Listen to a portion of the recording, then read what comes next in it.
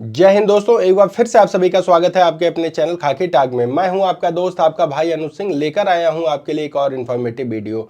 तो आज के इस वीडियो में मैं बात करूंगा उत्तर प्रदेश भर्ती 2024 की। उत्तर प्रदेश में पुलिस की भर्ती चल रही है और लोगों के मन में डाउट है कि कैसे इसका प्रमोशन होता है। कई कमेंट्स आए थे, लोगों ने पूछा कि सर इसके बारे में भी बता दीजिए। मैंने आरपीएफ पे एक वीडियो बनाई थी कि आरपीएफ में प्रमोशन कैसे होता है, तो बच्चों ने कमेंट किया कि सर यूपी पुलिस के बारे में भी बता दीजिए। तो यहाँ मैं आपको बताना चाहूँगा कि यूपी पुलिस में एक कांस्टेबल डिप्टी एसपी यानी कि गेस्टेड ऑफिसर तक पहुँच सकता है। थंबनेल में देखकर लोगों को बहुत सा डाउट हुआ होगा, लोगों ने इसको मजाक समझा होगा, लोगों को यकीन नहीं हो रहा होगा, लेकिन ऐसे में एक नहीं 10 उदाहरण आपके सामने बताऊंगा जिससे ये प्रूफ हो जाएगा कि 100% एक कांस्टेबल डिप्टी एसपी तक प्रमोट हुआ है। ठीक है, तो सबसे पहले ये जानना जरूरी है कि कांस्टेबल का प्रमोशन होता कैसे है। तो जैसा कि मैंने आरपीएफ में बताया था कि जो आरपीएफ का प्रमोशन होता है वो होता है ग्रुप वाइज। जिस ग्रुप में आपकी पोस्टिंग है उस ग्रुप की सीनियरिटी के हिसाब से या उस ग्रुप के डिपार्टमेंटल एग्जाम के हिसाब से आपका प्रमोशन होता है। लेकिन यहाँ यूपी पुलिस की अगर हम बात करें तो यूपी पुलिस में जो प्रमोशन होता है वो होता है पूरे प्रदेश का एक साथ। इसके 3 तरीके हैं। प्रमोशन जो यूपी पुलिस में होता है उसके 3 तरीके होते हैं। नंबर 1 है सीनियरिटी, नंबर 2 है डिपार्टमेंटल एग्जाम और तीसरा है स्पोर्ट। पहले हम बात करेंगे सीनियरिटी की कि सीनियरिटी किस हिसाब से तय की जाती है। तो यहाँ आपको एक बात जानना जरूरी होगा कि बहुत से लोगों के मन में डाउट होता है कि जिस डेट को हम ज्वाइन करते हैं उस डेट से हमारी सीनियरिटी काउंट होती है। ऐसा नहीं है। यूपी पुलिस में जो सीनियरिटी होती है वो बैच वाइज होती है। आप किस बैच में सेलेक्ट हुए हैं, जैसे कि सपोज दैट 2011 का बैच था, फिर इसके बाद 15-16 का बैच था, फिर 18-19 का बैच था, फिर अब जो चल रहा है 2024 का बैच। तो अभी तक यूपी पुलिस में जो प्रमोशन हो चुके हैं वो 2011 बैच तक के हो चुके हैं। यानी कि कांस्टेबल, पहले आप ये जान लीजिए कि कौन कौन से पद होते हैं। सबसे पहले जानना आपको ये जरूरी है, सबसे पहला जो पद होता है, सबसे यूपी पुलिस में सबसे जो बेसिक पद है वो है कांस्टेबल का। कांस्टेबल के बाद आता है हमारा प्रमोशन जब होता है तो वो बनते हैं हेड कांस्टेबल।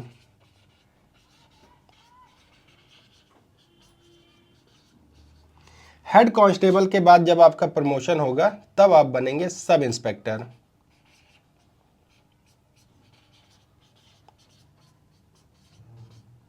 सब इंस्पेक्टर से जब आपका प्रमोशन होगा तब आप बनेंगे इंस्पेक्टर।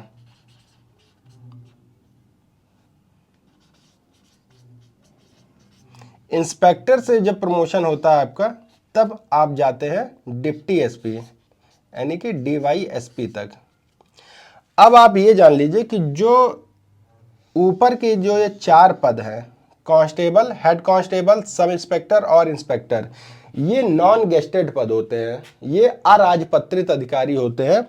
और जो डिप्टी एसपी होते हैं, पुलिस विभाग में राजपत्रित अधिकारी शुरुआत होती है डिप्टी एसपी से। तो एक कांस्टेबल डिप्टी एसपी तक पहुंच सकता है। जी हाँ, अब आप पहले रैंक समझ चुके हैं कि कितने रैंक होते हैं। अब हम बात करते हैं सीनियरिटी पे आ जाते हैं। तो सीनियरिटी जैसे मैंने बताया आपको बैच वाइज होती है। 2011 बैच के जो कांस्टेबल थे, 2011 बैच के जितने भी कांस्टेबल थे उनका प्रमोशन हेड कांस्टेबल के लिए हो चुका है। वो सभी हेड कांस्टेबल बन गए हैं और उनके यहाँ शोल्डर पर 3 पट्टियां ऐसे लगती हैं, 3 पट्टियां ऐसे लगती हैं।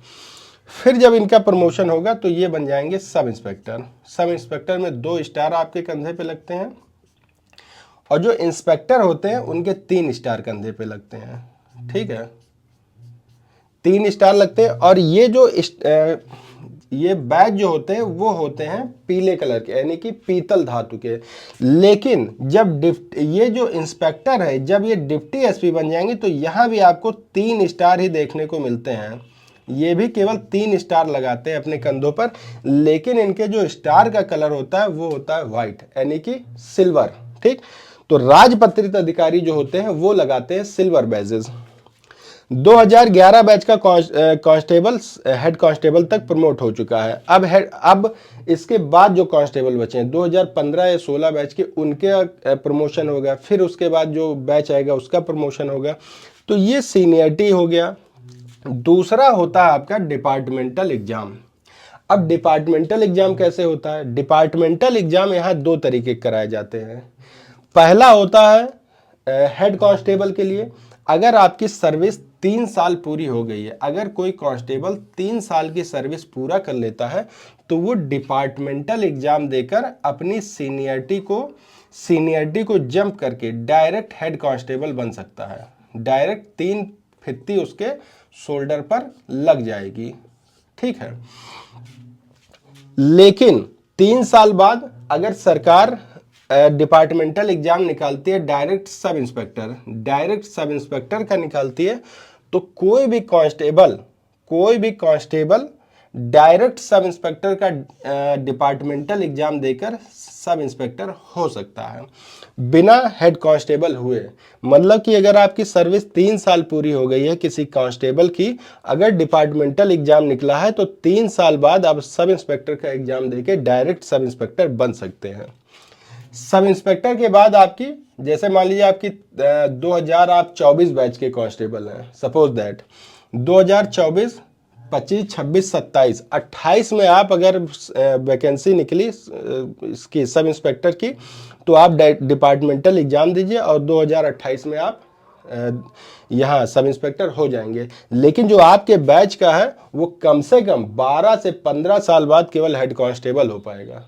15 साल बाद केवल हेड कांस्टेबल, क्योंकि इतनी बड़ी संख्या में अभी बैच पड़े हुए हैं। 2015-16 का जो बैच है कम से कम उसकी संख्या होगी 1 लाख, फिर उसके बाद 19-20 बैच का जो संख्या है वो भी 1 लाख के करीब होगी।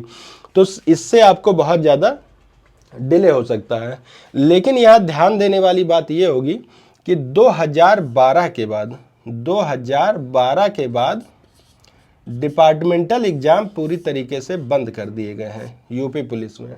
2012 के बाद डिपार्टमेंटल एग्जाम यूपी पुलिस में बंद कर दिए गए हैं। अब केवल और केवल सीनियरिटी के हिसाब से आपका प्रमोशन हो सकता है। तीसरा बचता है स्पोर्ट कोटा। स्पोर्ट कोटा एक ऐसा माध्यम है जिससे आप कांस्टेबल से डिप्टी एसपी तक पहुंच सकते हैं। जी हाँ, आपका सिलेक्शन हो जाता है। आपके पहले जो ट्रेनिंग हुआ करती थी वो 1 साल की होती थी, फिर इसके बाद 9 महीने हो गई, अब होती है 6 महीने। 6 महीने आप ट्रेनिंग पूरी करिए और 6 महीने के बाद आप जो खेल खेलते हैं जिसमें आपका इंटरेस्ट है, चाहे आप हॉकी खेलते हो, चाहे आप फुटबॉल खेलते हो, चाहे आप तीरंदाजी करते हो, तैराकी करते हो, भाला फेंक करते हो, गोला फेंक करते हो, बैडमिंटन खेलते हो, कोई भी खेल खेलते हो जो ऑल इंडिया पुलिस में खेले जाते हो, वो खेल अगर आप खेलते हैं तो आप 6 महीने बाद ऑल इंडिया पुलिस में सेलेक्ट हो जाते हैं। अगर ऑल इंडिया पुलिस में आप 1 गोल्ड ले आते हैं, 1 गोल्ड मेडल अगर आप लाते हैं, तो 6 से 8 महीने बाद ही आपका प्रमोशन कांस्टेबल से डायरेक्ट हेड कांस्टेबल में हो जाएगा। वहीं जो आपके साथी हैं उनको ये प्रमोशन पाने के लिए 12-13 साल लगेंगे और ये प्रमोशन आप केवल और केवल 1 साल में कंप्लीट कर सकते हैं।